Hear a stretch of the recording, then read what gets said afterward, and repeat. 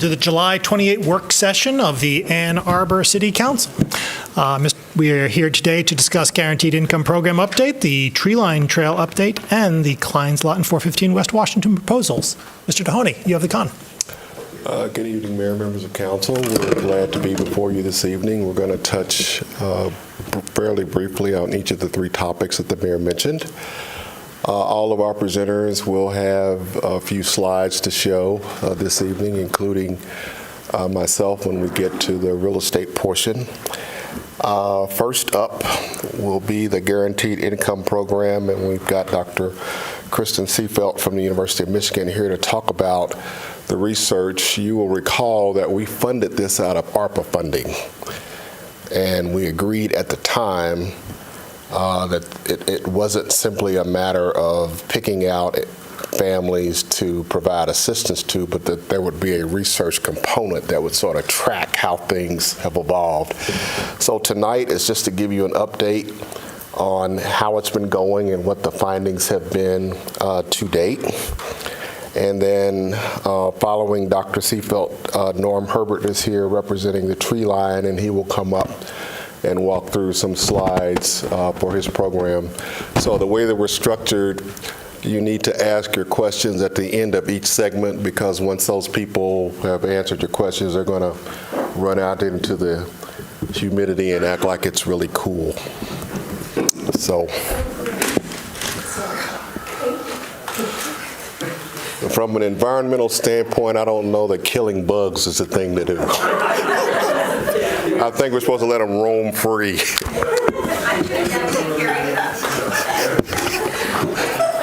Come on up, doctor.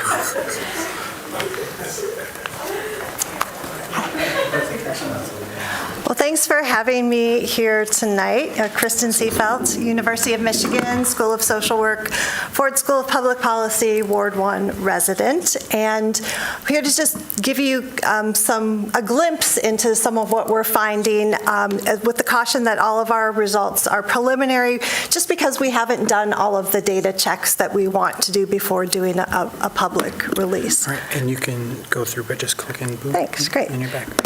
Yeah, so what I'll do in just the time that I have, is just give a refresher on what the Guaranteed Income Program is, GAGE 2, some preliminary research findings, talk a little bit about some community engagement activities we've done, and then next steps as this project is sort of in the downhill phase. All right, so what's GAGE 2? Guaranteed Income to Grow Ann Arbor is what it stands for. This is the pilot funded with ARPA dollars. We also had money from the Ann Arbor Area Community Foundation so that we could make sure that we could keep what's called a control group as part of the study and give them a modest $25 a month for staying in the research. So what we did after an application process is that we randomly selected through a stratified random sample process. What that means is that we picked people that reflected a few demographic characteristics of the applicant pool. So 100 folks were selected to get $528 a month for 24 months. The last payment will be in December. And then the other 100 are taking part in the study as a comparison group. The eligibility criteria, which were decided on in conjunction with you all and with former Deputy Commissioner Fournier, the residents of the city of Ann Arbor have low to moderate income, meaning less than 225% of the federal poverty line, which is about $56,000 a year for a family of three. Most, like 85% of our respondents, though, have income below $46,000 a year, or even quite low. The money, they can do whatever they want with that $528. They can spend it, they can save it, they can use it to upgrade their rental situation. They can invest in their business, because one of the other criteria, although I will say this was very loose, was to gear the program toward entrepreneurs, micro business owners. Basically, if you babysat, if you were qualified. And we didn't verify that. We took people at their word. We also importantly got waivers from the Michigan Department of Health and Human Services and the Ann Arbor Housing Authority so that this income doesn't count against their benefits. We weren't able to get that from the Social Security Administration, and so we counseled like SSI recipients away from this because their benefits would have been reduced dollar for dollar. All right, so I'm going to give just a few highlights from our baseline survey, which is the survey we administered when people were selected into the program but didn't have the payments yet. The year one surveys, which we collected this winter, and then some qualitative interviews that we did last summer. We'll say too that, the median age of our participants is about 33, ranging in age from 18 to 61. About 60% are women, and this really does reflect sort of characteristics of kind of who's trying to get some kind of entrepreneurial effort off the ground from what we know nationally. Reflecting the characteristics of who applied for the program compared to Ann Arbor residents as a whole, more of our participants are Black or African American and fewer identify as white. They do all sorts of things. Some are doing, their business work is personal services, so haircutting, nails. Others do maintenance work, whether that's cars, lawn work. Some are artists, and the majority of folks, though, are doing other things. So what are some of those other things? Selling and reselling items was mentioned by quite a few. Not surprisingly, this is U of M town participating in research studies, working through online platforms, so doing gig work, driving for Uber, a lot of DoorDash folks, and then a variety of other activities in which people engage.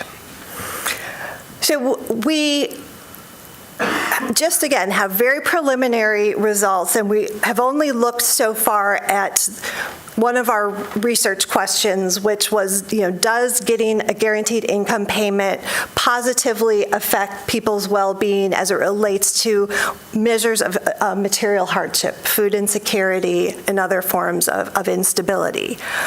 We don't find any statistically significant difference between those getting the payment and those not getting the payment on food insecurity, so not having enough to eat, housing insecurity, either being behind on rent or your mortgage, or utility shutoffs. That said, I do want to point out we have kind of alarmingly high rates of food insecurity among the folks in our sample. So, almost double what the national average would be for low-income folks. So between 58 and 61%, and that is something I think probably should concern us, particularly given some of the policy changes we see coming down the pike with the Supplemental Nutrition Assistance Program. So why not? Well, is $528 enough to really move the needle? That is a question. It's also could be the case that we won't see any real differences until another year in the program. And some of the other pilots that are operating around the country, that's what they've been finding. Sort of year one is sort of catch your breath and catch up. And year two is when you start to see some movement, including people making investments in themselves, like going back to school, going to job training, and the like. One difference we did see is that people who are getting the payments are more likely to believe that their financial situation is better than it was a year ago. So at least in terms of how they feel about their finances, they feel better. And just to give a little bit from the qualitative interviews, one person said that the money was really just brought them a feeling of relief. I can be a little bit more hopeful about my financial future, which is a big deal. Another theme that we heard, and we keep hearing it, we started doing a second round of interviews a couple of weeks ago, is that compared to other benefit programs that folks might receive or have received, that the guaranteed income money is money that gives dignity. So one person said, doesn't feel like I have to jump through a bunch of hoops or justify the fact that I'm getting this money like you do on public assistance. I don't have to do mandatory job training. It would be really great if our society just had a few more safety nets and treated you with a little bit more dignity. And the other day, too, a woman said, this really makes me feel like the city cares about me, which is hard to quantify, but something important nonetheless. Just turning briefly to community engagement. Our communications director, she's been involved with some of the national efforts to kind of try to change the narrative around poverty and experiences of folks with low income. So she worked with Ground Cover News, and in May they released a special issue devoted to the pilot, where some of their staff interviewed some of our participants. We had a community conversation about that in May. And then we have a quarterly newsletter that has just over 1,100 subscribers, and they get updates about the pilot, as well as news about other pilots that are operating around the country. So just next steps. So we're trying to recontact folks and interview them again, see how they're doing this summer. Our goal is to produce a public-facing report that has some of the year one findings on it. Also in the contract was that we needed to produce journal articles for academic publication, and we are doing that. We have 2 in process and 1 that's under review.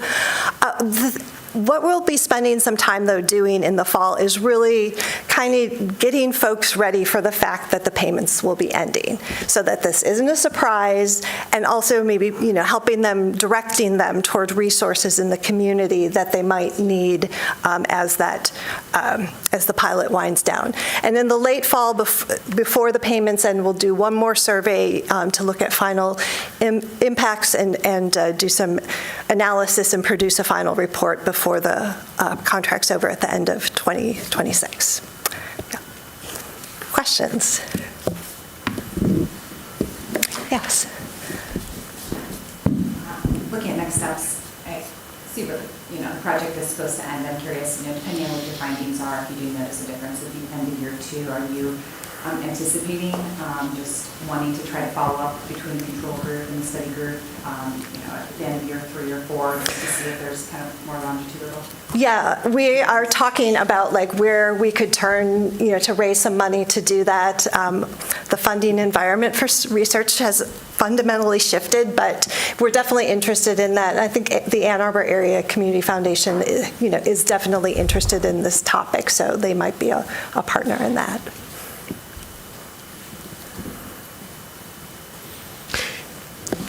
Are there any reasons that the research group considers for the lack of progress or the lack of distinction on food insecurity? I mean, in this past year, grocery prices have just really shot up. When I look at who's in the pilot, despite having low incomes, a lot of them are not actually eligible for SNAP. At least through 12 months of the year. And SNAP can be a protective factor against food insecurity. So I think some of our folks, and also, some of our food places are out, on the very edge of town and can be hard, difficult to get to, and are facing their own funding challenges as well. So, just my, my hypotheses. Sure. Thank you. Any other questions?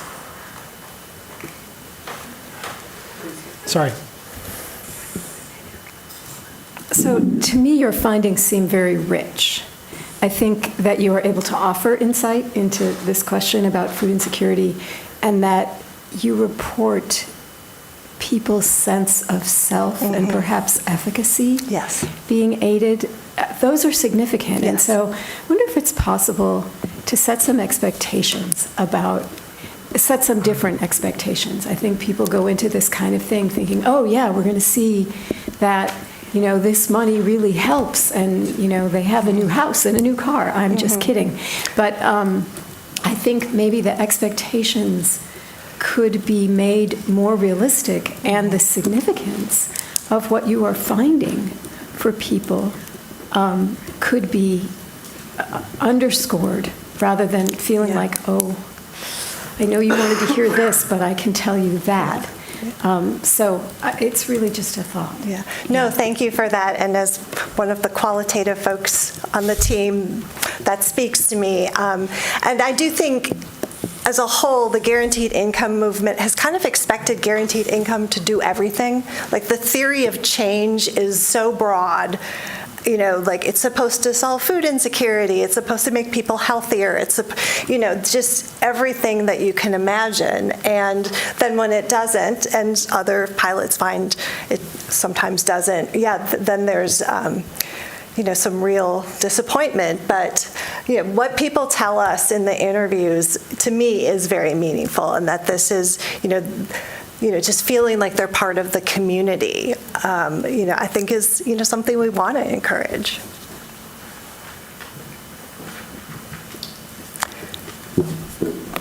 On that point, I know you talked about wanting to, you'll be reaching out, preparing folks for this. I assume you'll be, in terms of how those communications are going out this fall, obviously we want folks to continue to feel like they're valued members of the community, and, it's disappointing that this is not something that can continue going on, but I hope that there's a lot of care that goes into those communications as they're going out, because I'm sure it's difficult as folks get to the end of something that they always knew was going to be temporary, but nevertheless the national environment is much more challenging right now, and those sources of income. So there's a degree that we can direct people towards other resources and other programs we have.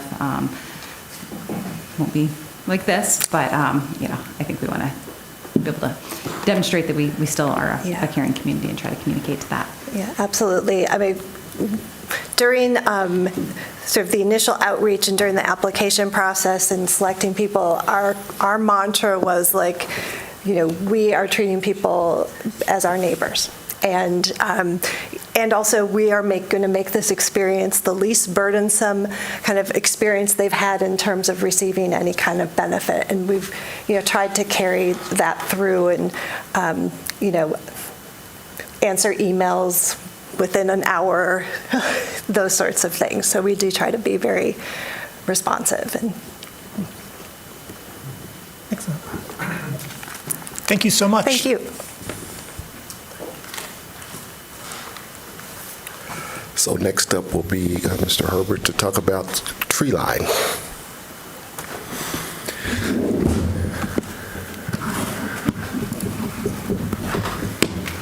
Switch sides with you, sir. Good evening. Mayor Taylor, City Council representatives, and City Administrator Mahoney, thank you for this opportunity for us to introduce and/or update you on the Tree Line Trail. I'm Norman Herbert. I serve in the capacity as co-chair for the board of the Tree Line Conservancy, and on behalf of the Conservancy, we wish to express our appreciation for the support that's been provided from the Office of the City Administrator as we continue to pursue the vision of transforming the historic Allen Creek into a multi-use trail and green corridor. Our vision for the trail,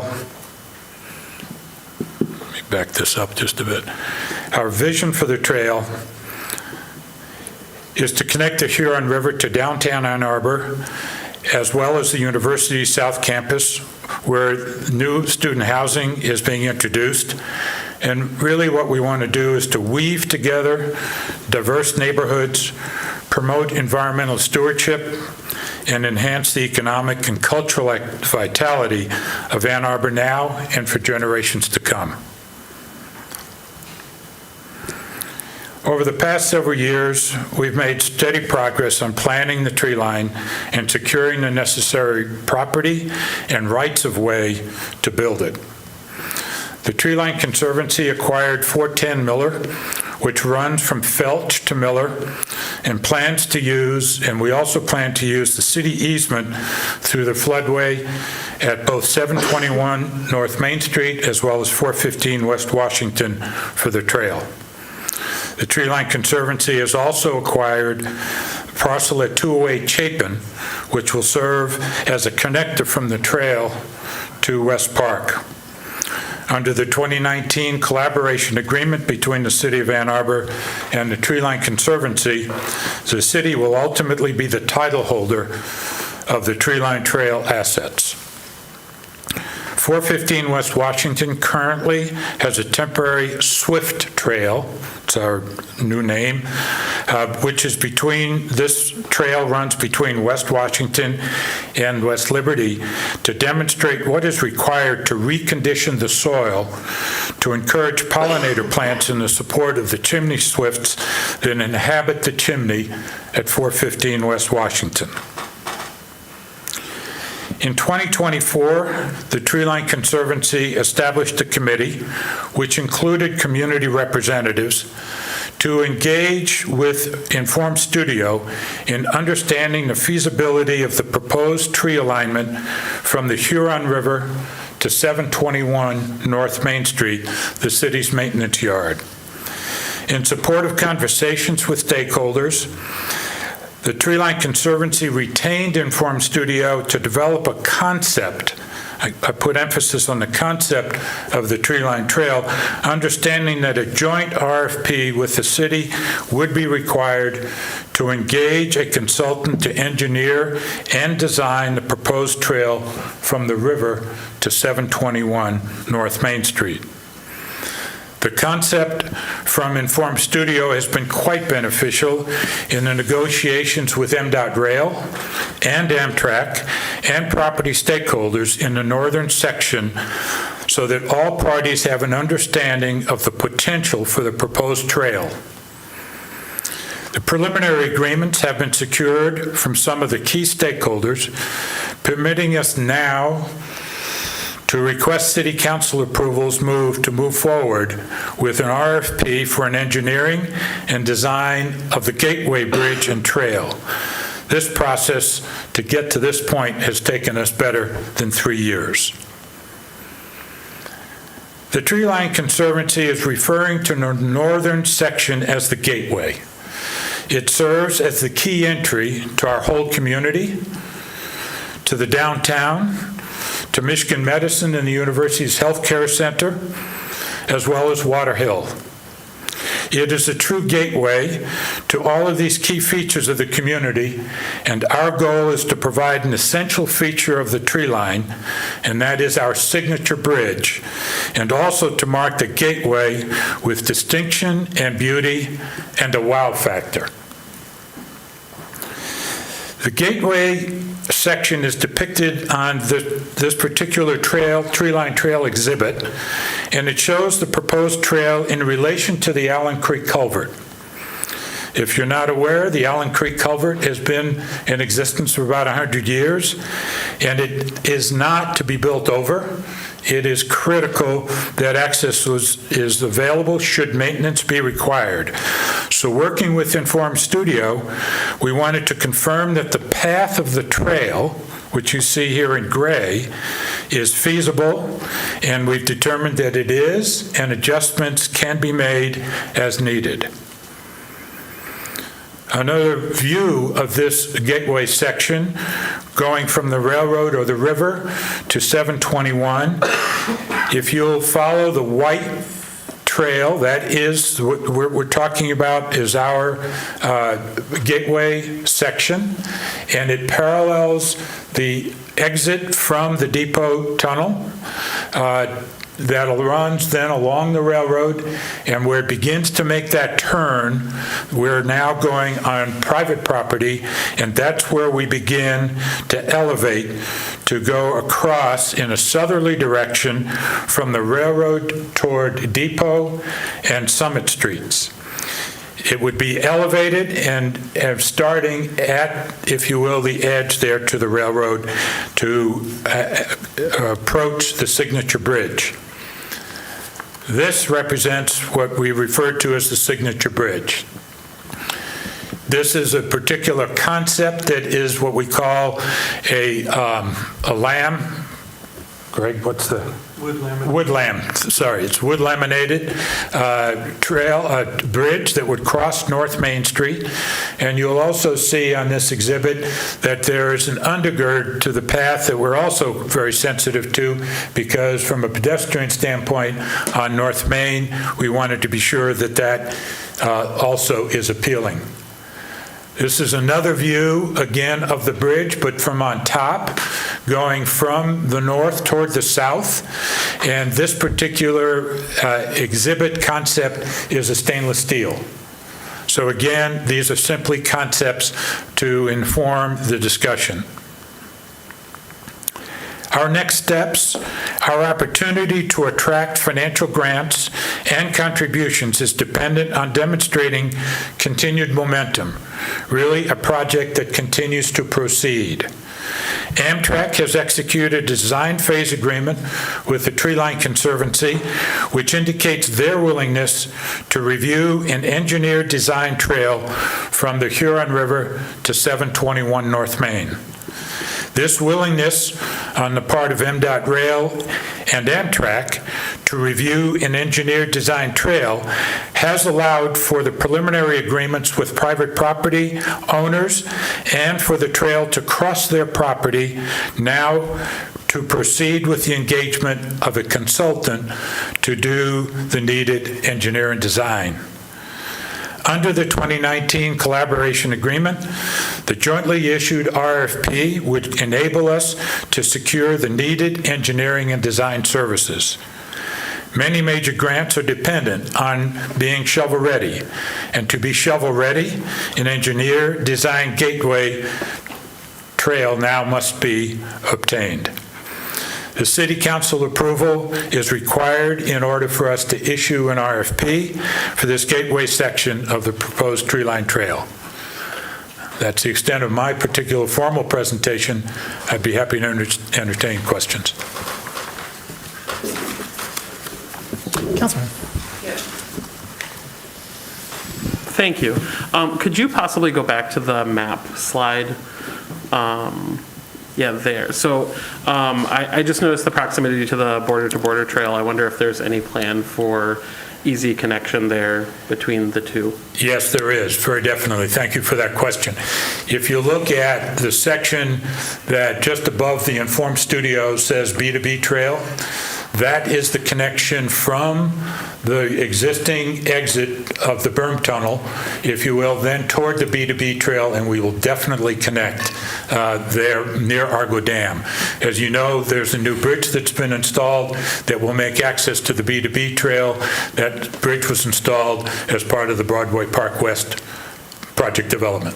Okay, thank you. And then obviously you can see it. You can see it here and in a few of the renderings as well. That that kind of the elevated portion of the trail gets fairly close to some homes that are there right now. Are you doing any existing engagement with kind of those that might be most impacted by kind of a structure going up right next door to their home? We are, and that would apply in particular to the property between Depot and Summit Streets.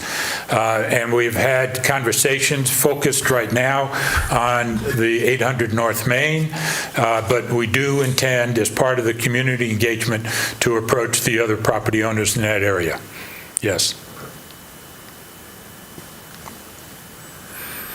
All of the parties that have indicated agreement, which are along North Main, that encompasses 906, 912, and 924.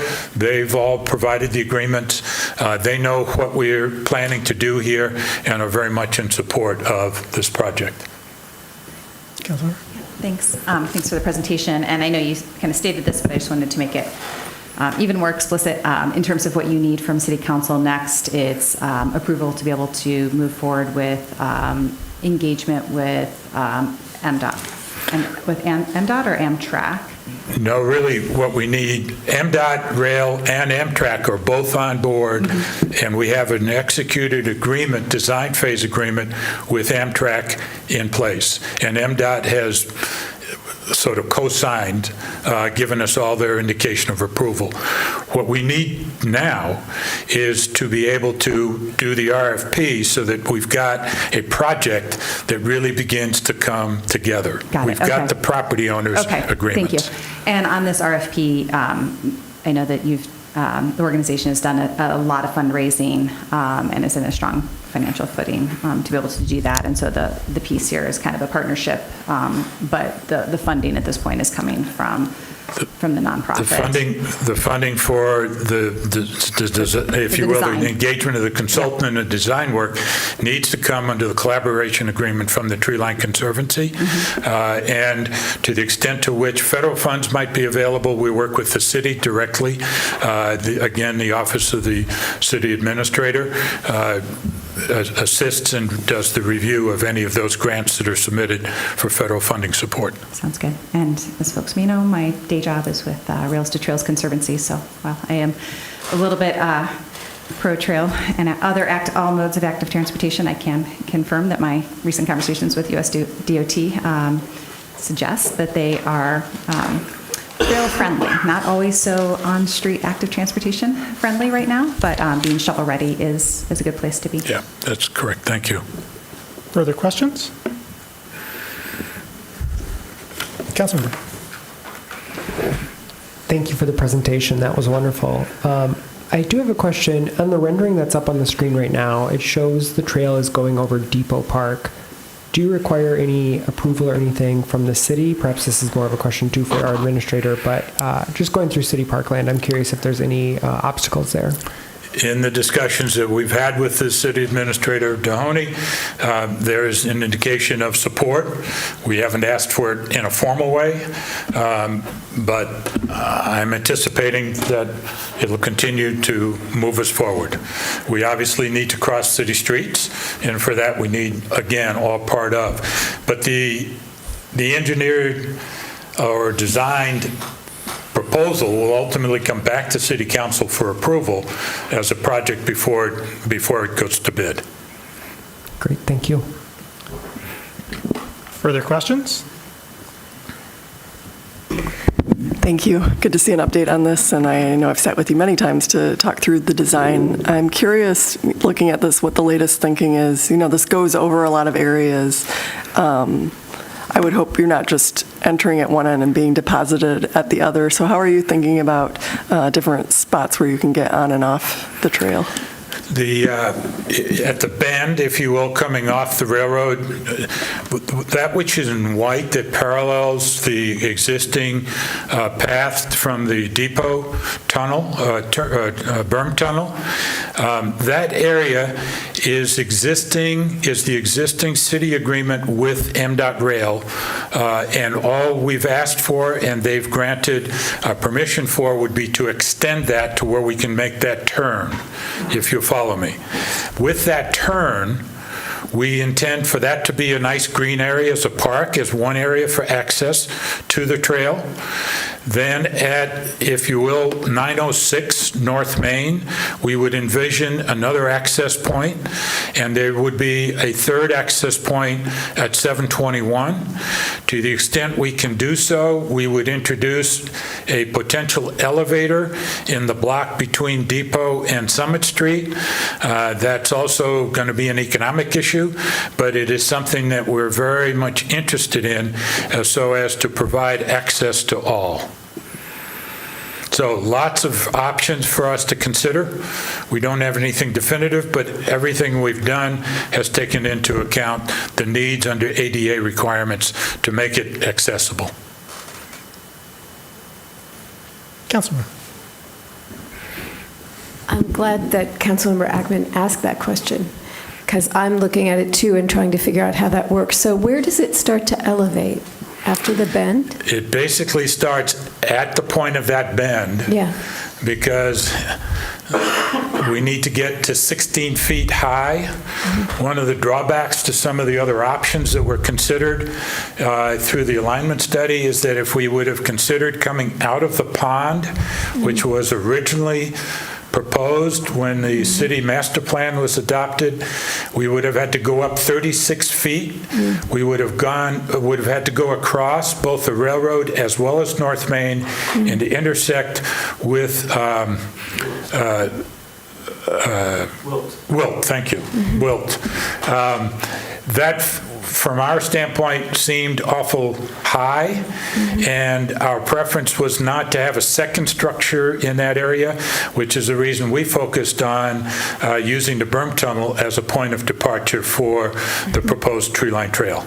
So if I'm a cyclist, I go through the berm tunnel, and then I get on the tree line trail, and Well, you'll come through the berm tunnel, you'll come up, as you see, the 201 Depot Street, you'll come up to about a halfway point of that building, need to make a 180-degree turn, and then staying at grade, because one of the things that was important in our conversations with Amtrak is safety for the pedestrians in the trains that go by, and we would install a removable fence so that only in those instances when maintenance of the track is required, we would remove that fence, they could do the maintenance, and we'd put the fence back up, and safety would be maintained.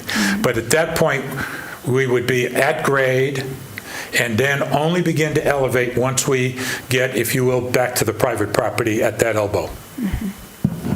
Great, thank you. You're welcome. Other questions? Thank you. Thank you.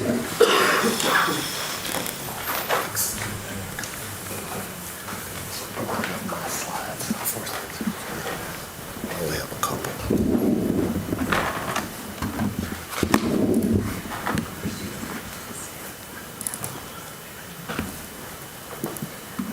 Yep. There you are.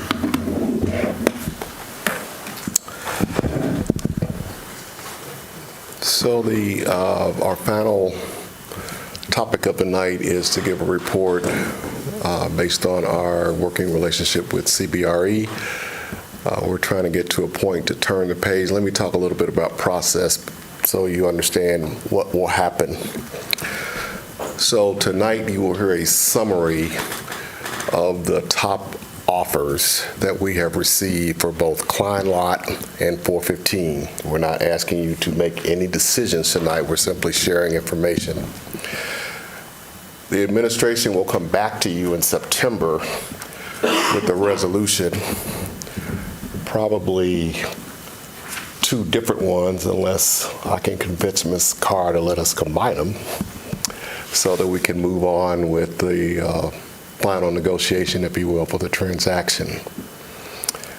The summaries that you will see tonight has the identity of the bidder shielded to keep it a level playing field. So there are three representatives here from CBRE that we've been working with. Ms. Ann Rahm, who has been the point person, Hank Carpenter, and Jack Johns. We have been meeting with them since the beginning of this. You see the Klein Lot on the screen. It's actually 6 different parcels. 5 of them were acquired through a combination in 1990 for $318,000, and the 6th one for $149,000. We get no tax revenue from the parcel today. The DDA manages the site for the city as a surface parking lot. There is $140,000 in annual parking revenue. We get 20%, and so that's our portion of the take. 415 West Washington was built in 1925, acquired by the city in 1965. No tax revenue being generated by that site either. We get about $15,000 of annual parking revenue from the DDA. So those are the 2 sites. council resolution that was passed back in February of this year. Our team has been meeting every other week with CBRE professionals. The deadline for submitting proposals was on June the 20th, and this process has gone remarkably fast. They will talk about the process they went through to connect with the marketplace. The offers came in relatively quickly, and so we're glad to be at this point in the process. So with that, if you could bring up the CBRE proposal. Ms. Rom?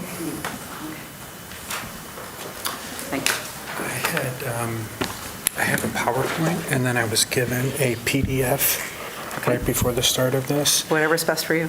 Well, whichever one do you want? Do you want the We'll do the PDF, is fine. the PDF? I think I saw it on that list of The files. PowerPoint's there. I just got the PDF right before the whole session started.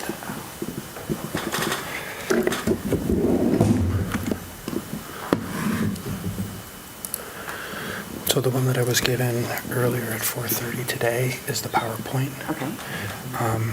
What I have.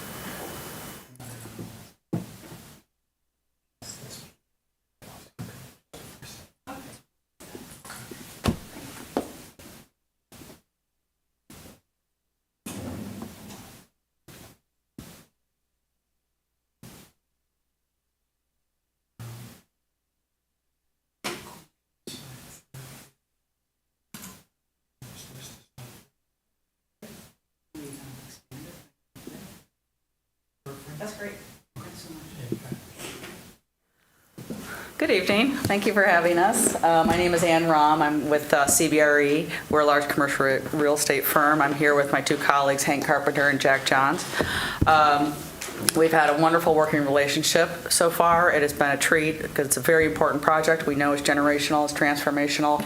So it's been very important to us as well.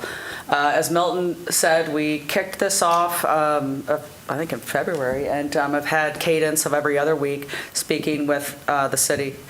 And we collected information, understood the city's objectives, and then we created marketing materials and ran two different processes for the properties, specific to Klein's Lot and 415 Washington. We went out to the market April 8th on our proprietary website. It's called Deal Flow, proprietary to CBRE. We went out to about 33,500 investors and developers worldwide. And then we also put it on what you've probably heard of, CoStar and LoopNet as our different marketing platforms. So we had a call for offers June 12th. I thought it was June 12th. And we were very, very pleased with the results. We received 9 offers on Klein's, and we received 5 offers on 415 West Washington. And those are very strong numbers considering the capital markets environment that's going on right now. So I'm going to keep going and hope this works. Try clicking here again and then scroll. Ha. Okay, we're going to cover Klein's Lot first. And so this is just a dashboard. It shows you our distribution. Again, we went out to 33,000 some. 47% of them actually viewed the email. Believe it or not, that's actually a very strong number. And so with those numbers, you cannot read them. I can see that now. But they viewed the email, 15,000, and then ultimately they downloaded documents that were key to the offering, and there were 66 parties that did that.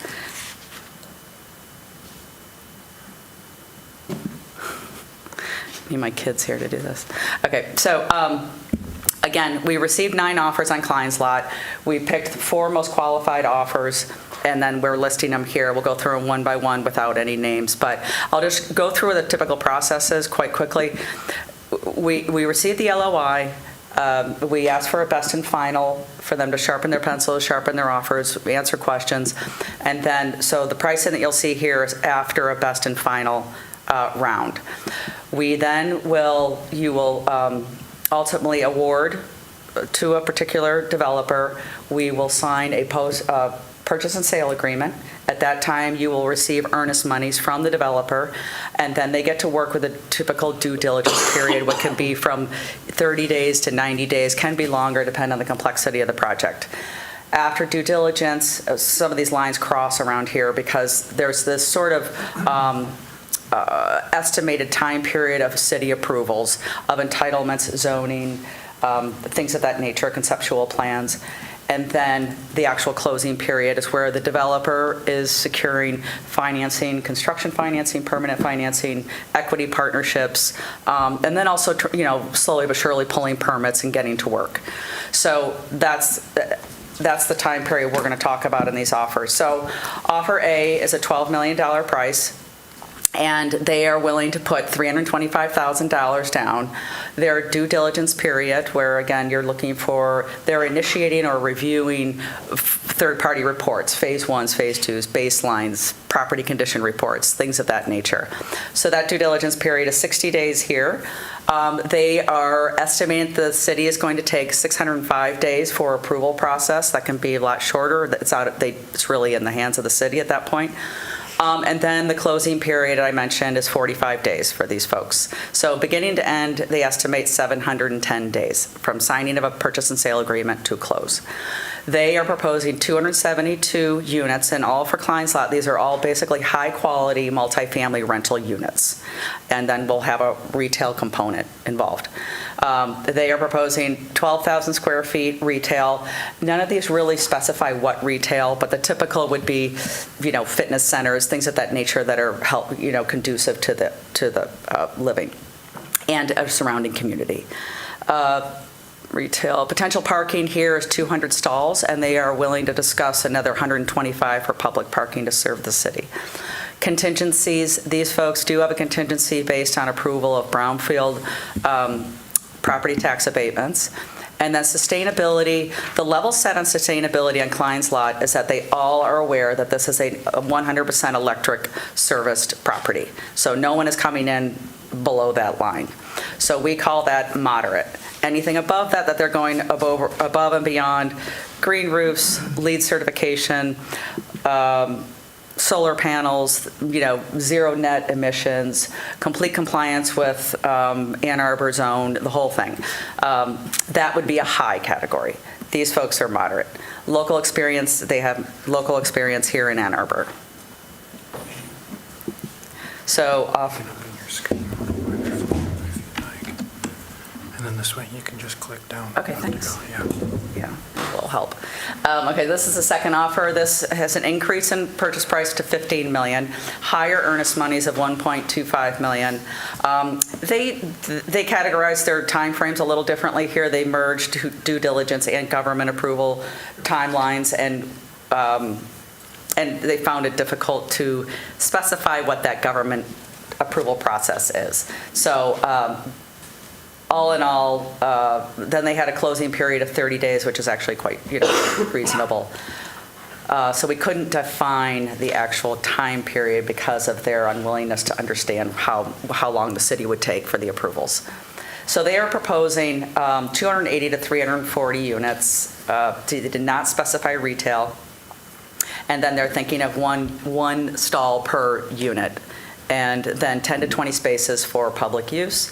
No contingencies attached to this. And when I say contingencies, it's typically something like the tax abatements or, and you all know this, but financing contingencies, certain reports. But so this is clean. There's no contingencies. Sustainability is high. They're willing to go over and above. And then local experience, they do not have local experience. They are experienced. And just know, these are all very qualified that we're talking about. And I and or Hank or Jack know all of these people. So, third offer, another one at $15 million, earnest money is $375,000, DD period of 120, 330 days for government approval, and 30-day closing. So all in all, they're suggesting a 480-day close, which actually is probably the shortest of all of these. And then 350 units, 7,500 square feet of retail, structured parking, no contingencies, moderate sustainability. They didn't really address it much. And they do have experience, the development person that we work with has had experience in Ann Arbor. Fourth offer, this was interesting the way they did it. They are proposing based on a per door price, so at $31,500 a door, if all 554 are entitled by the city, then they are willing to pay the $17,451,000. And then their minimum, based on whatever your entitlement is $14,175,000. They have had very recent transaction in the city, so they felt comfortable with a maximum approval period of 486 days, closing period of 180. So it's a 786-day window altogether, but they're willing to put 554 units, 10,000 in retail, plenty of parking, willing to work with the city. This would be a two-phased approach. They'd build a tower on the south of 277 units and then absorb that and then have parking while they're doing that, and then build tower in the north. No contingencies, high proposal of sustainability, and they have recent local experience. So those are the four offers on Klein's lot, and then we just put together a summary. It's basically restating it, but we just wanted you to see it side by side. Okay, Hank's going to go over 415 West Washington. Same slides, different property. Do you want this at all? Maybe. Okay. Keep it there. Okay, so 415 West Washington. Again, here, this is a marketing report from CBRE. This shows, the same broadcast activity. A little over 33,000 groups this was sent to. Ultimately, had 56 users that entered the deal room, 52 that actually downloaded documents out of the deal room, which again is kind of the key metric that we look at to determine how engaged those groups were. So there were 66 on Klein, 52 on 415. Very strong for development opportunities, especially considering the challenging climate we're in. 415 West Washington has an existing PUD, so just wanted to reiterate that there is actually a pre-approved plan for this site. So in this instance, the approach is a little bit different. For Klein, we were really letting the market tell us what, they were able to build. Here, we kind of told the market what you're allowed to build based on the existing PUD. Some of the goals of the PUD were to remediate the contaminated brownfield site, to build a segment of the tree line trail, provide affordable housing, and the requirement there is at least 15% of the residential units would be affordable. Preserve the chimney for chimney swift habitat, contribute to the character of the Old West Side Historic District, improve the floodplain from the existing condition. The details of the project, it would be 157 units of residential, apartment housing.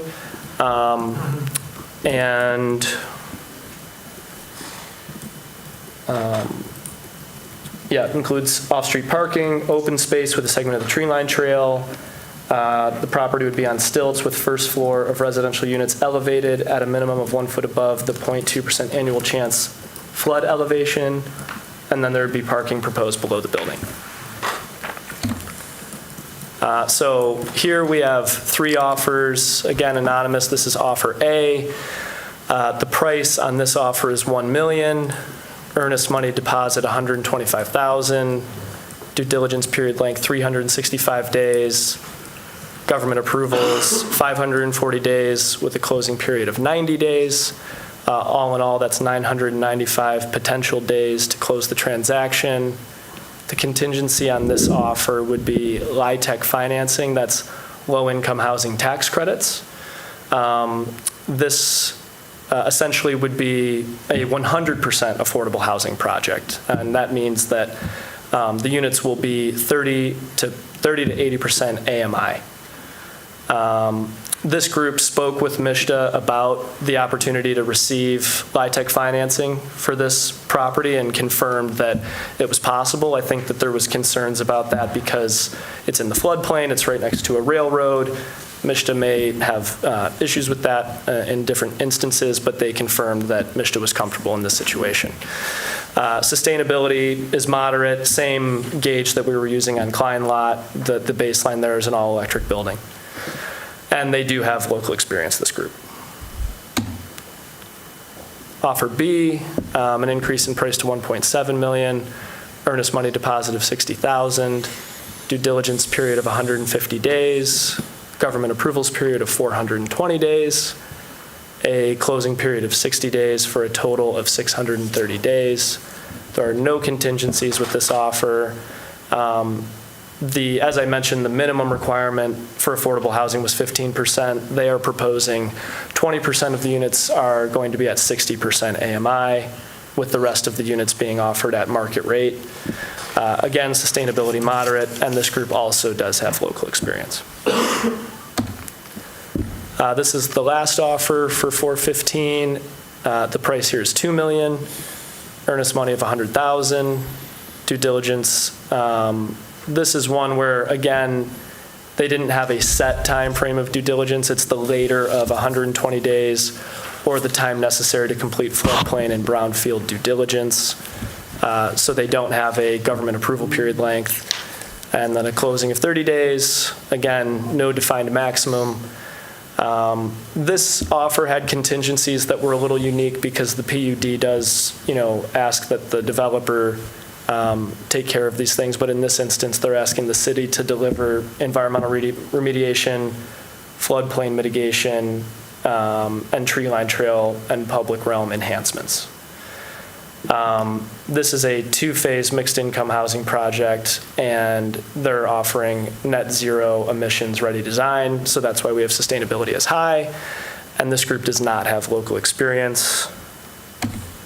And again, we have a summary here of those three offers, and that is the end of our presentation. Questions? Councilman. Unless I missed something, thank you for the presentation. Sure.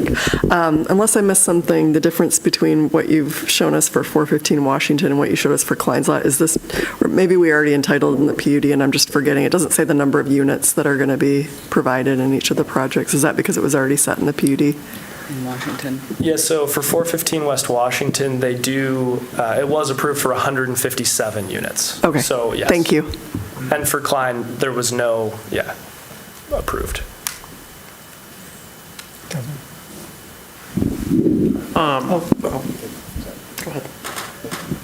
Okay. Just a question on that two-phase mixed income housing and offer C. Is the mix there 60% AMI? I mean, I'm assuming they didn't specify, but can you give any insight as to the mixed income there? I don't have more detail on what they're exactly planning. Okay.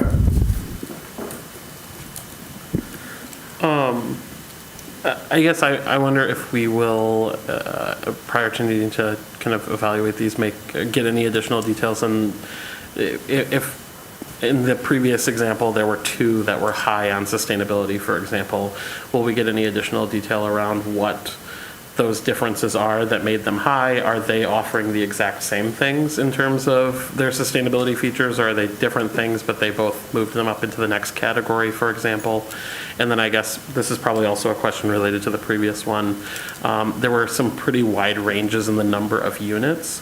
Does that also result in a pretty wide range in kind of the scale of the design that they are proposing? So regarding the environment, the sustainability piece, we will get more clarification on that as the analysis gets more fine-tuned.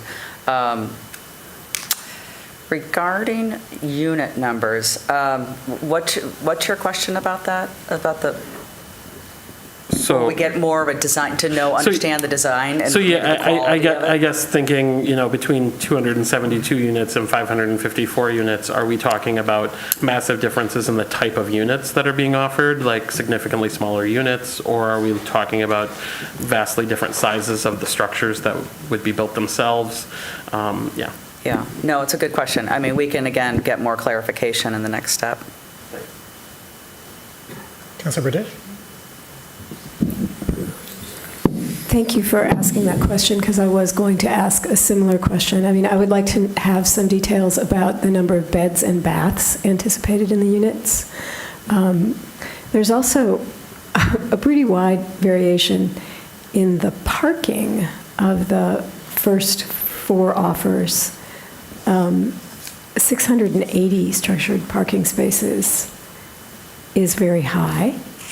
And relative to the first one, which was, well, it's a lot fewer units. Yeah, okay. Yeah, I was going to say, usually you'll see that Yeah. somewhat in line with the amount of units they plan to build. Yeah. But there's obviously some variation still. But that's even more. That's more than 1 space per unit, which is a trend away from what we are seeing, especially for development in walkable locations. We are seeing 0.66 as a trend. So this is more than 1 per unit. The 340 plus unit is offering 1 parking space per unit. And then the lowest number of units has like a 0.5, or rather, not, but it doesn't have even 1 space per unit there. So those are really interesting variations. So I'd like to hear the thinking. And you mentioned that offer A is 272 high-quality multifamily rental.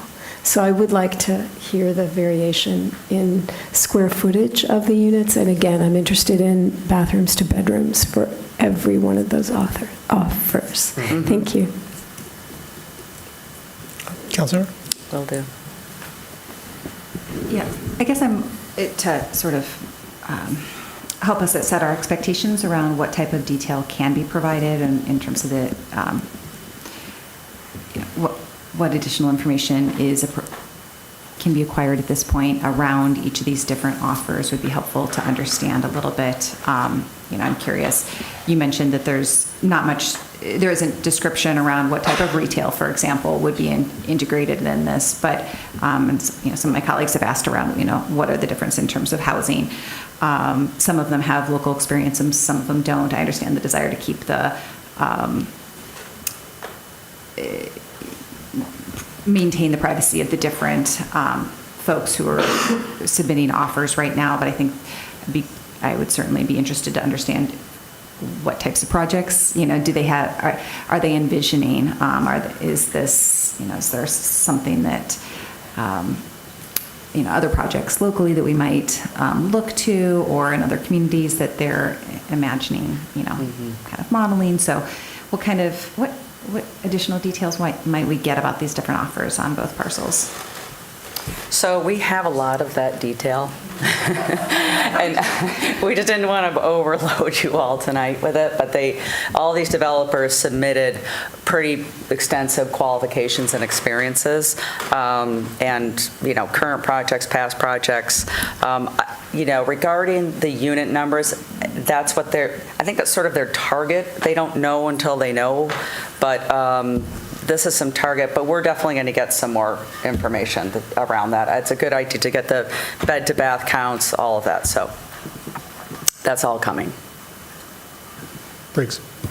Sorry, just as a follow-up on that, I think these are both parcels that are, as you know, somewhat beloved and locations in our community as well. And so folks will be, interested in sort of more than the bare bones around what that looks like. And so I think we're trying to, it's great to see so much interest and to be able to see the sort of differences in these. But I think the more information that we can get to be able to allow us to make a strong decision will be helpful.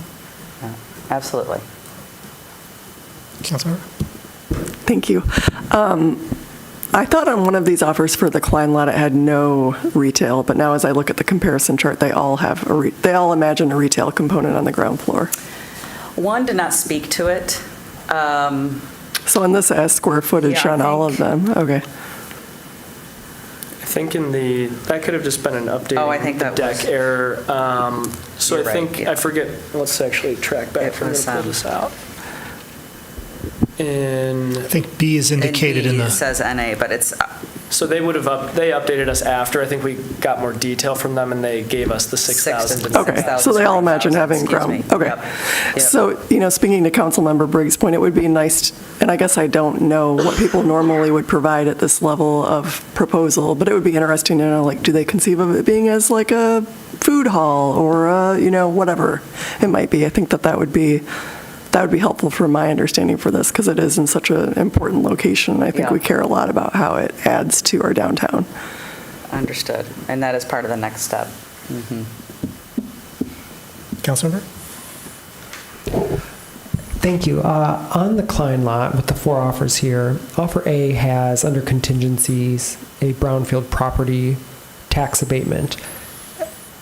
But I've noticed the other 3 don't have this, and for all intents and purposes, A is not wildly different from B, C, and D. Are you able to offer any insight as to why offer A would require the brownfield in that situation, while the other 3 don't?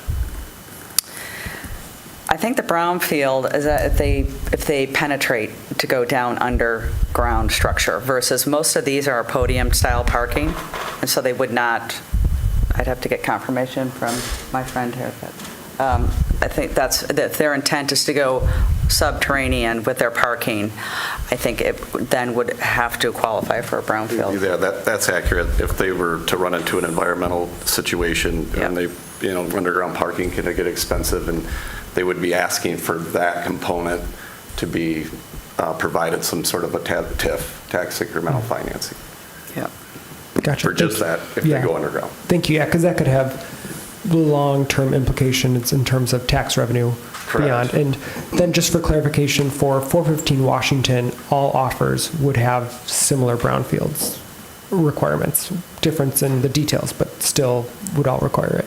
Yes, not contingent, not all are contingent, but they are all probably going to be seeking. Yes. Okay, thank you. Sure. Councilmember? On the public parking spaces, is it, I guess, conceived that these are spaces the city or DDA, I guess, in combination would get revenue out of? And then, because I guess I'm just thinking on that 10 to 20 spaces question, I mean, I don't know. That could be almost conceivably like guest parking, right, in a large unit. So I'm just wondering, what was the definition of that public parking? I can speak to, I think the idea behind it was, this is currently a parking lot, so to offer some back. And then obviously, groups might have differing opinions on how much of that they want to offer. So I think that in that instance, they're trying to make it known that they're willing to offer some, but I understand, it may not be significant.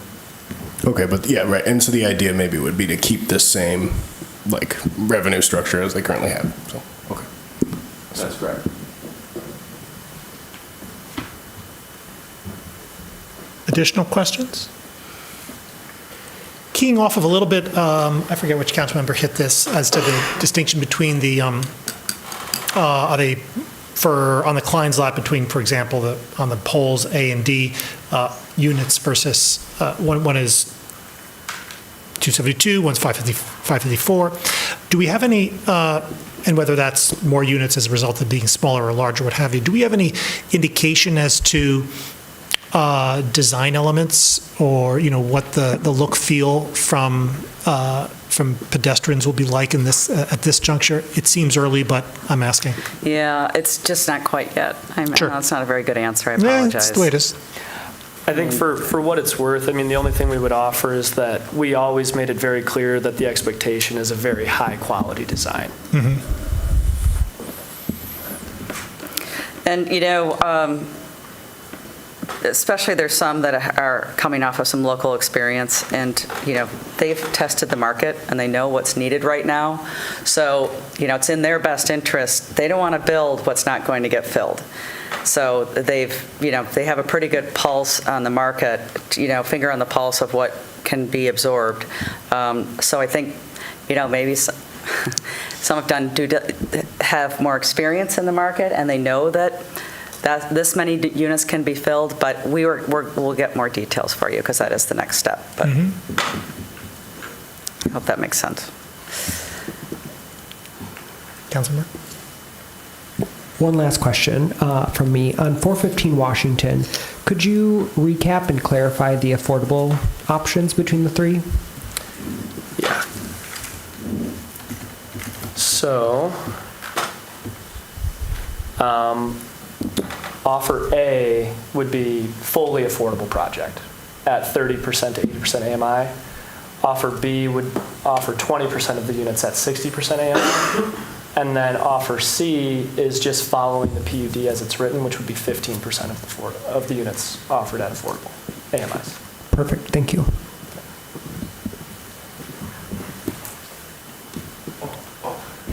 Thanks for calling my attention back to this. I just wanted to make sure you got a little bit more detail about net zero ready design. Make that note. If that is a phrase that they are taking from our ordinance, they should be talking to our planning staff in terms of how that is interpreted. I mean, so, yeah. And we would want to hear more about that. Understood. Did we make that note? Well, as to what? Just to confirm what they specifically mean. Yeah, and then there are a couple of them that said specifically that they will be compliant with the city's ask. So they're aware of it, especially those that have recent experience. Yeah, I mean, it's just all electric and net zero are different, and net zero ready is kind of not a thing exactly. So I'd like to know exactly what they mean by that. That's a little bit of a vague category, yeah. Yeah. We can confirm. Thanks. Councilmember?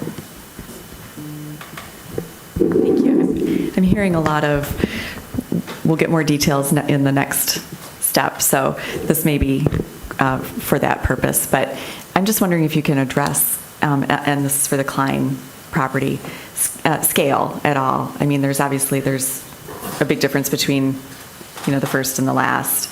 And I'm just wondering if there's any sense of height, or, are we talking, offer A, it's roughly the same size, but the units are just a lot bigger? Anything you can give us as a hint right now? Yeah, I mean, I can say that, the under the D1 zoning, you're allowed to go 180 feet by right.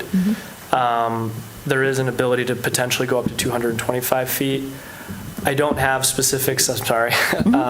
If anybody plans to go above the 180 feet that's allowed, or if they're planning to do less, I think that at 180 feet it'd be roughly 15 stories. I don't recall if we got I don't recall specifics anybody on- saying they would go over the 180. Or if they gave a specific number of floors at this point. Yeah. Yeah, sorry. No, that's okay. I'm less concerned about that, and I'm not concerned about anything. I'm just less interested in that. It's downtown. It can and should be tall. But just like the difference between the two, is one quite a lot bigger overall as a project than the other? Yeah. I mean, for sure, with 550 units, you're going to be, physically larger than a 272 unit. To answer that question of the size of the units, though. Yeah. I think that, in this instance, especially because these are market rate units, you need to cater to what the market wants. So a market study would probably drive that, of what drives that unit or that unit size. It's probably going to be very in line, whether it be 554 or 272, very in line with a typical, market rate community that you would already see in this, in this type of environment. So I guess to answer that, I don't suspect there would be a significant difference between the size of the units amongst these projects, but we will, of course, confirm that information. Okay. Councilmember Biggs? On that point, I think getting more information on these, I think if they have a sense of what market they're targeting, that would be something that we'd be interested in understanding as well. With 415, as I recall, we added some information around sustainability into the PUD, but the language was somewhat open. It was trying to be aspirational about where we were going, and so I think more detail around what's meant between the moderate and, as Councilmember Dish meant, you kind of rated something as high, but net zero ready. What are they anticipating, and that would be useful. And then on the last offer, Obviously, there's a requirement there for the city to be providing, and I don't know if we have any information yet around, what those costs might look like for us in terms of being able to compare these offers. I don't think that we were anticipating that we would be doing that work, but if we have any information on that, that would be useful. Yep, we are definitely delving into that one. Any other questions?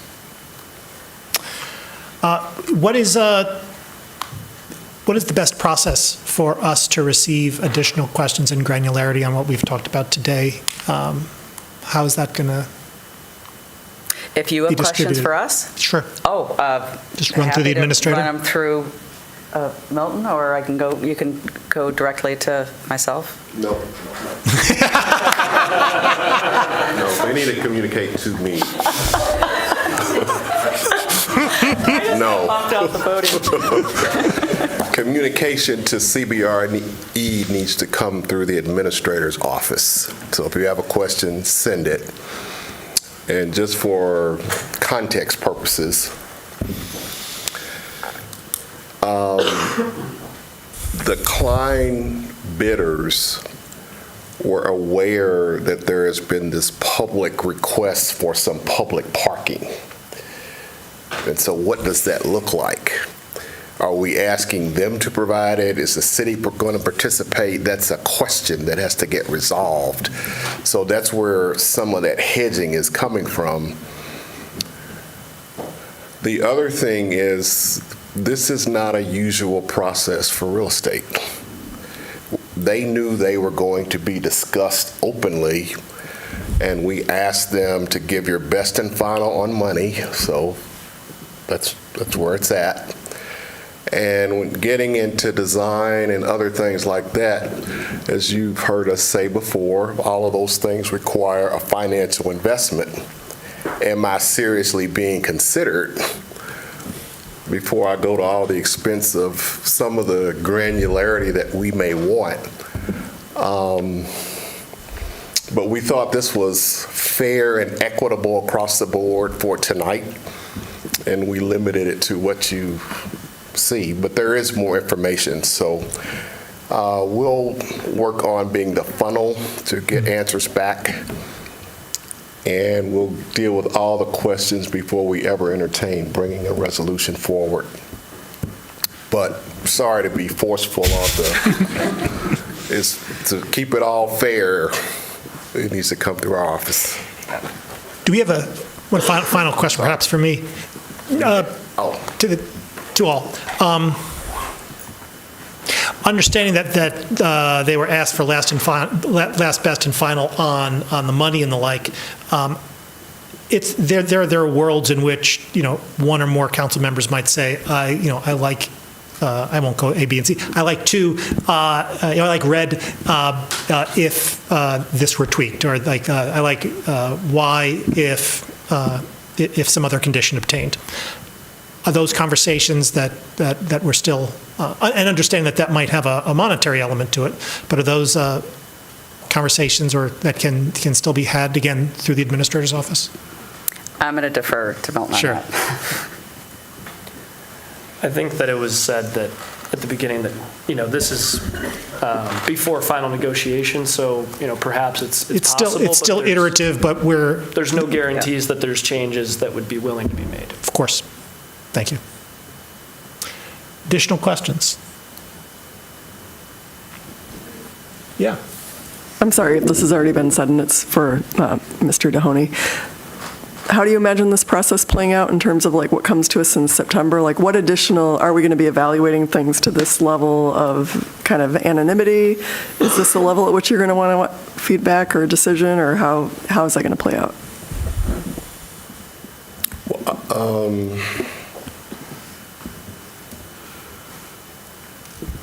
The resolution I was referring to is the administration would need some authorization from you to go into a final, a real drive it all the way home negotiation with one of these entities on both sites. So the resolution would be asking you to give us that authority to do that, to close the deal. Some of the things probably may not be answered until you actually tell somebody, you're who we're interested in, now let's sit down. I can't be more specific than that, but we need your permission before we can get to that with them. Do you also need this body's feedback on which ones we're most interested in, what elements? That's where I'm a little bit lost, I guess. I mean, we'll take whatever feedback that you have. Just has to be applied across all of them. So, I want to be fair to everybody. Some took more risk than others. I'll just put a period there. The only one that specifically talked about 2 towers, you have that there. They all chose housing because they've been listening to the conversation. You heard CBRE say they all have experience, so they can readily point to things they've already done. And once you know who they are, some of it will be obvious, but it's where we are tonight. Sorry. Councilmember? Thanks. I guess this is maybe a follow-up to Councilmember Ackman's question, which is, I guess then, are you envisioning that as the next step that you would be bringing your recommendation back to us? Or are you envisioning some further discussion with council before then to get to a recommendation that has kind of consensus support? Or and given that the time frame for September is coming up pretty quickly, I guess maybe this is maybe more for consultants is how, when should we expect that we might get some of the questions back to or the answers back to the questions that were asked tonight, since this will all be happening relatively quickly? We could have answers back within a week, if that helps. Yeah. I mean, they're not in a position to quite yet. I mean, they haven't created total project cost, pro forma budgets. So, so that mix that comes with all of this is not going to be set in stone by any means, but they can certainly give us some guidance. To answer your question, Councilmember Radina,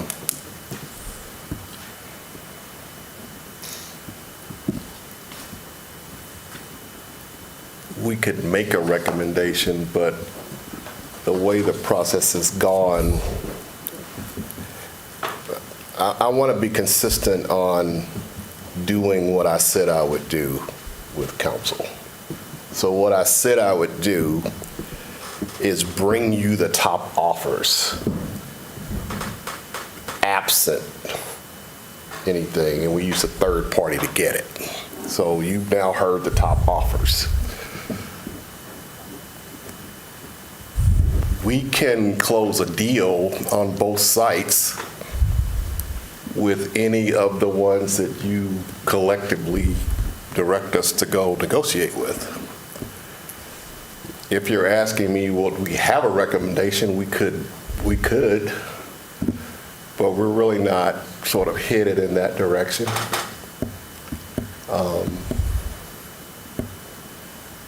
I guess I would just ask you to recognize they're all offering something different. It's like, so what do we want? That's kind of what's being put to us. What do we want? Yes, sir. One question I did not ask was, you've brought us the top offers and most qualified, and I trust the judgment around that, but could you provide a little bit more detail around what helped, particularly from 9 to 4, help these rise to, wanting to bring them? Was it simply the offer price, or was it a combination of offer price and project experience in other communities or our own? Kind of what were those factors in terms of bringing these to us? I won't try to answer the CBRE part. I'll just answer for us because we've been sort of driving the process, so to speak. In any transaction, the bottom line is some offers are more competitive than others. Everyone had the opportunity to bring their best foot. And when you evaluate it equally, some just rose up. And that's what you saw. Is that fair? Yeah, I mean, we do this day in, day out, between my public sector side of things, and Jack and Hank are in the market all the time with multifamily projects. We know who the strong players are. We asked them all what their financing plans were for this. Was it institutional monies? Was it conventional monies? So we did get a good feel for all that. Those that couldn't really answer that question, they kind of started falling, down the wayside. Those that couldn't answer timelines, they had heavy contingencies, they started dropping down. So I would say qualifications, experiences, financial wherewithal were pretty important. I would not say that price was, the number one. It's just a combination of those. I would also just add concept, what we thought were the most strong concepts that aligned with the city's goals. So yeah, I mean, we work on a lot of P3 projects around the country, and you can build the Disneylands. It doesn't mean it's going to work. So we were comfortable with these proposals. I know they seem drastically different, but I think they all feel that they are marketable. So that's kind of how we got there. Sorry to belabor this, but also just because this is a relatively new process. I mean, it's new for, I think, all of us, but not necessarily your typical process. In terms of next steps, then, are you also, I guess, if you were not planning to come to us with a specific recommendation, are you envisioning the resolution that comes to us being something that then we are discussing at the table, which offers that we are hoping might move forward, and it might come and says, it may say, we authorize the administrator to move forward with offer blank and for a blank amount of dollars, and we amend it from the table. I guess I'm just trying to better understand what this process will be as it plays out, so that we can kind of anticipate how we're engaging with one another in this setting.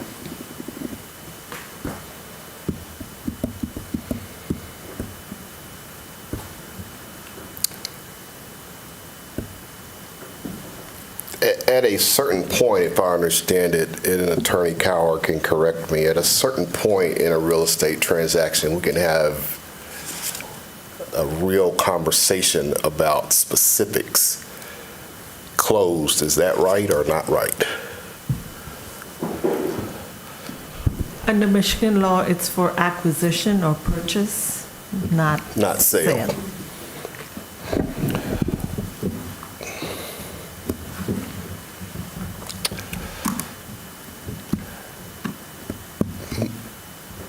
Your administrator's preference would not be that you're amending resolutions from the floor and getting to that level of specificity.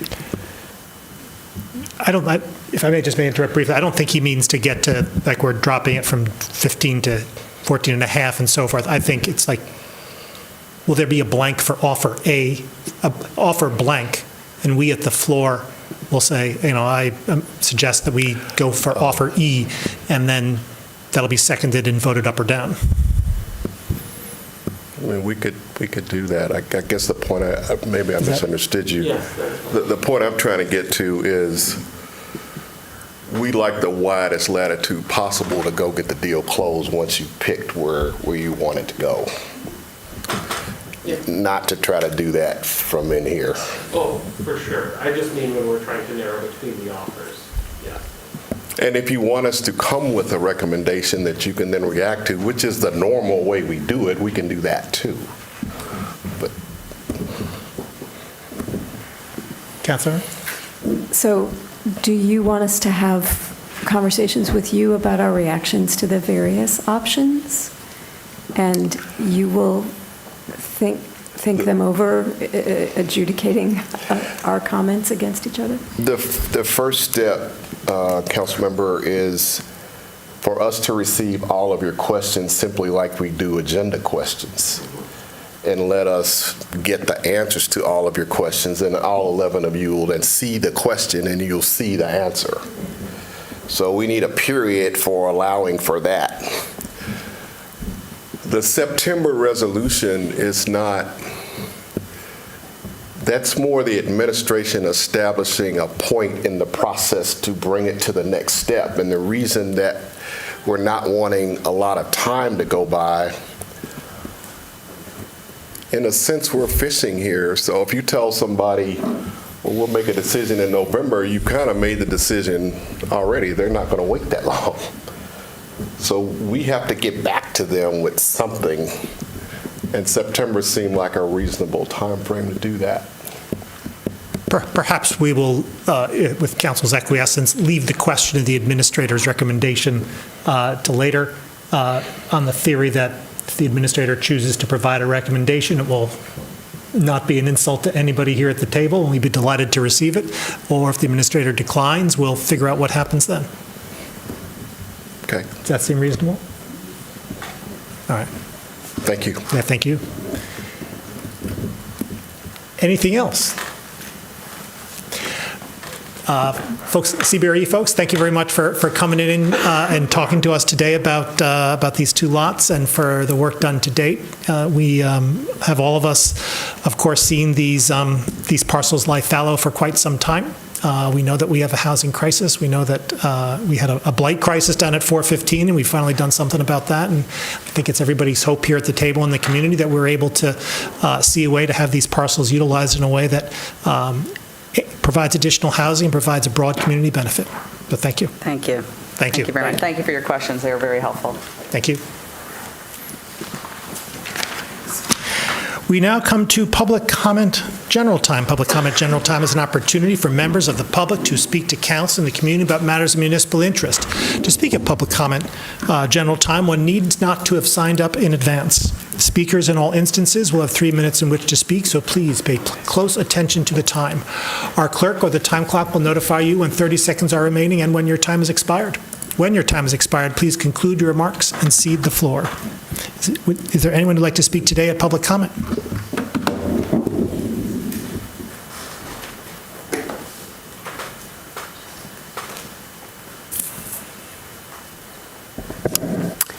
Good evening, Kathy Griswold. I don't know if you want my address, but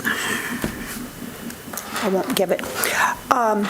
I've been thinking about a phrase that was really popular, and then we stopped talking about it, and that is, it's all money in buildings. It's all money in buildings. I remember when we had a 10-year moratorium on putting in new streetlights, and that's what I heard. It's all money in buildings. So I'm really excited tonight because we're back to money in buildings.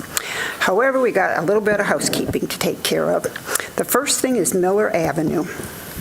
And it doesn't matter what I say or what I think about Miller Avenue. It doesn't matter what anyone else said or thinks about Miller Avenue. There is only one person that has any weight in this, and that is a professional engineer licensed with the state of Michigan.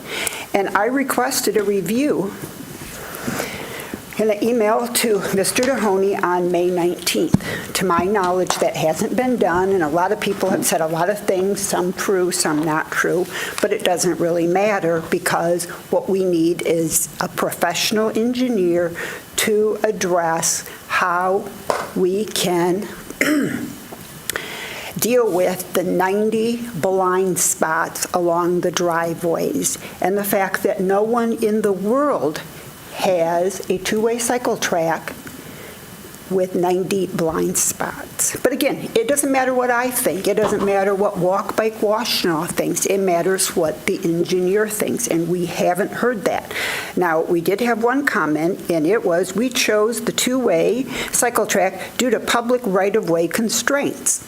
That's valid, but how are we going to deal with the blind spots? And I see this really as part of our bigger problem where we just ignore sightline requirements because we're Ann Arbor.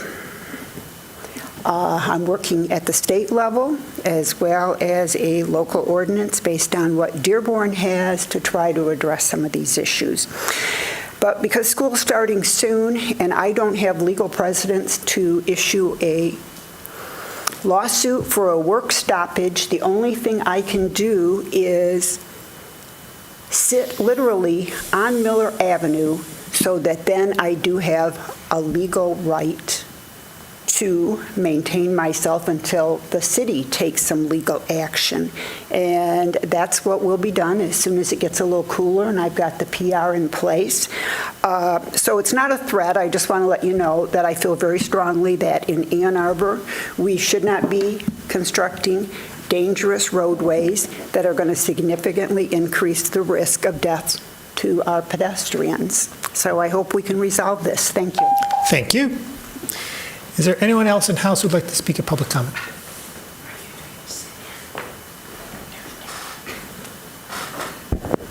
Good evening, Council. Kirk Westphal, 3505 Charter Place. I wanted to mention that I was reviewing a Transportation Commission recording from a couple months ago in which a commissioner asked, it was either staff or a consultant, about the design speed of some areas of Nixon Road, which is under reconstruction. And the response was that they weren't sure. And you know, this comes on the heels of learning about the Packard project, reconstruction project near downtown, and how it doesn't appear we are ensuring that the design speed of particularly crosswalks are going to be Vision Zero compliant, you know, roughly 20 miles per hour.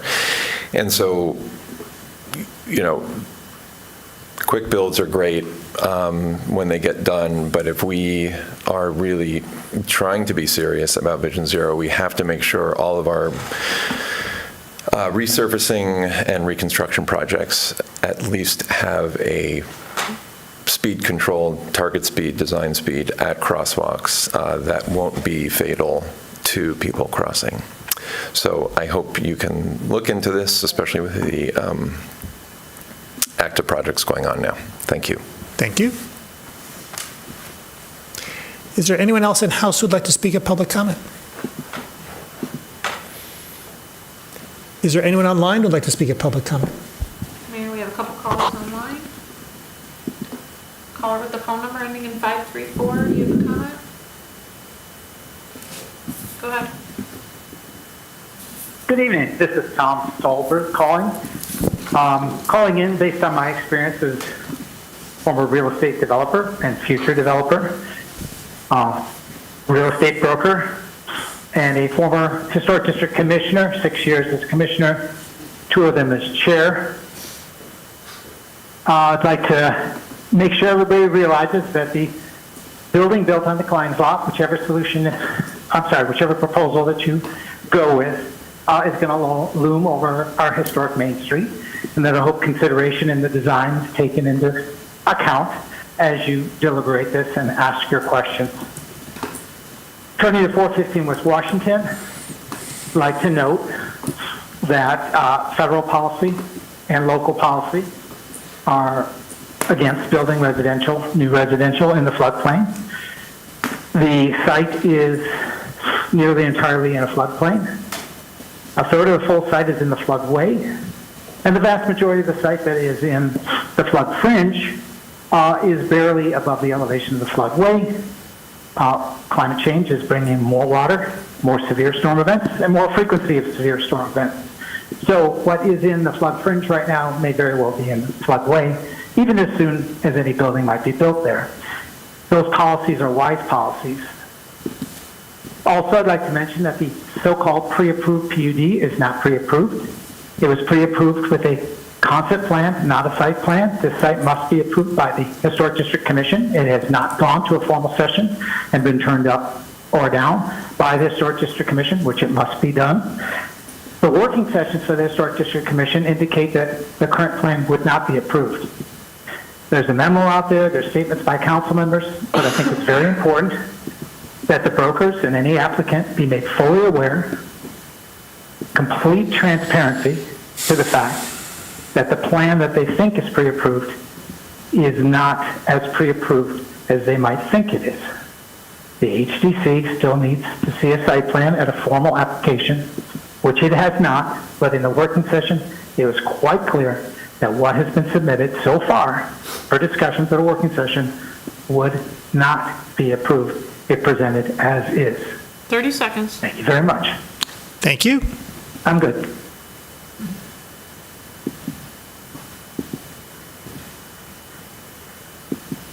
Adam Goodman, do you have a comment? Hi, yes, this is Adam Goodman. I'm speaking to you from the 5th Ward.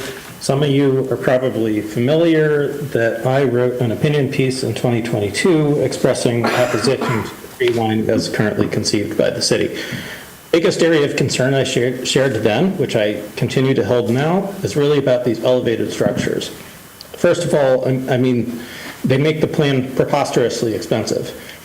And you do need to be thinking about the ongoing maintenance liability in addition to the initial construction. But second, maybe more importantly, I actually think they're counterproductive to our city's goals around transportation safety and access for all modes and all users. Now that might sound pretty counterintuitive, like how could building dedicated biking walking bridge be bad? But it really comes down to two things. First, most pedestrian and bike bridges like this are simply not convenient to use because you have to climb up and then back down and travel longer distances just to get across the road. And second, the signal that we're surrendering the ground level to be dominated by high-speed car traffic. And that gets really pernicious because it promotes an unsafe environment, but people walking and biking will still cross the road at ground level because it's more convenient to do it that way. They don't want to climb up and over. And we do have real serious safety problems in that area, the North Main near Summit and Depot. It's a big, bright hotspot on the city's crash map. So what really urgently needs to be done there is to make the road and those intersections safe for all users. And I know the city is pursuing a study on this right now, as well as the MDOT jurisdiction transfer, so there's some stuff in the works, but that has to be the priority. And this conversation also needs to be about not making a single linear trail that gets you from one point to one other point, but a connected network of safe biking and walking routes. And so, yeah, the only context in which I'd see this trail segment as being maybe convenient would be taking it from end to end, from the Arbor path to 721 North Main. And I have doubts even about that. You know, you've got this 180-degree turn. That's definitely a problem. The 90-degree turn at the bottom of the Arbor tunnel is already bad enough.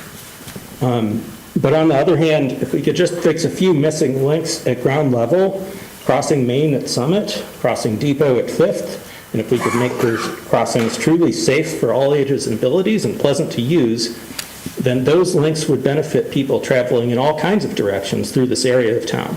30 seconds. So I really think, again, that we should be focusing on the on-grade alternative from the previous studies and plans and skip this elevated bridge. Thank you. Thank you.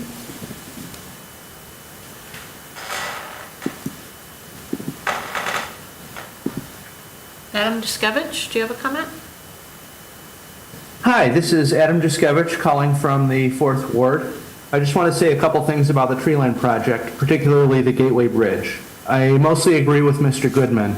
As a bicycle and pedestrian safety advocate, I mainly want to make sure this does not mean we give up on excellent at-grade crossings of North Main. We need to have safe at-grade crossings that prioritize the safety of pedestrians and cyclists without the need to climb up to a bridge to cross the street. This is why I was excited to see Treeline's ideas for an at-grade alignment through Wheeler Park and along Summit, and I prefer that option to the Gateway Bridge. But if we're going to build this elevated infrastructure, I want to make sure we improve the at-grade crossings as well. These crossings are essential for people who are not following the trail. Let's prioritize fixing the at-grade crossings before spending a lot of money on elevated infrastructure. Also, I think if the Treeline folks were able to get agreement with MDOT and Amtrak on their alignment between the ramp that goes down to the tunnel under the berm, it really shouldn't be an issue for us to get those underpasses connected underneath the East Medical Center Drive Bridge.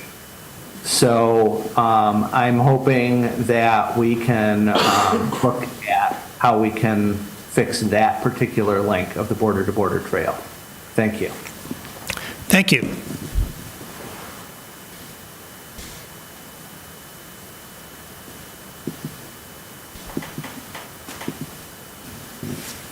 Mayor, I don't have any other callers online to speak.